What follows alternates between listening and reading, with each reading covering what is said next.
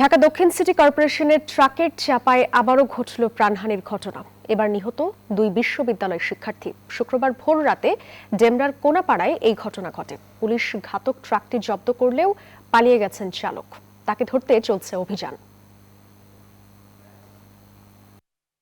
বৃহস্পতিবার সন্ধ্যায় বন্ধুর বোনের গায়ে হলুদের অনুষ্ঠানে অংশ নেন ইউআইবি ও ইউনাইটেড ইন্টারন্যাশনাল বিশ্ববিদ্যালয়ের দুই শিক্ষার্থী ইরাম দেওয়ান ও তপু আহমেদ। অনুষ্ঠান শেষে ডেমরার কোনাপাড়ায় একটি চায়ের দোকানে যান তারা।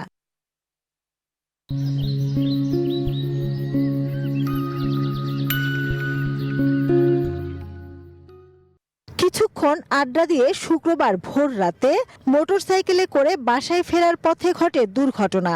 ঢাকা দক্ষিণ সিটি কর্পোরেশনের একটি ময়লার গাড়ি তাদের মোটরসাইকেলটিকে ধাক্কা দেয়। গাড়ির নিচে বাইকটা এমন ভাবে আটকে আছে যে ও আর সামনে গাড়ি আগাইতে পারতেছে না। দ্যাটস ওয়াই ড্রাইভার হেল্পার যারাই ছিল গাড়ির ভিতরে ওরা ওখান থেকে গাড়ি ফেলে দৌড় দিচ্ছে।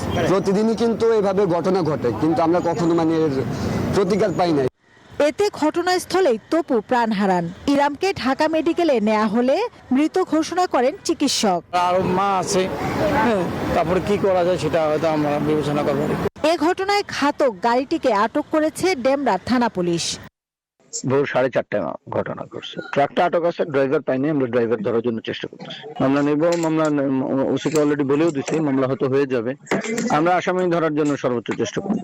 নিহত তপুর বাসা ডেমরার সানারপাড়া এলাকায়, আর ইরামের বাসা চিটগং রোড বলে জানা গেছে। মাসুদ আল আবনী, নিউজ 24, ঢাকা।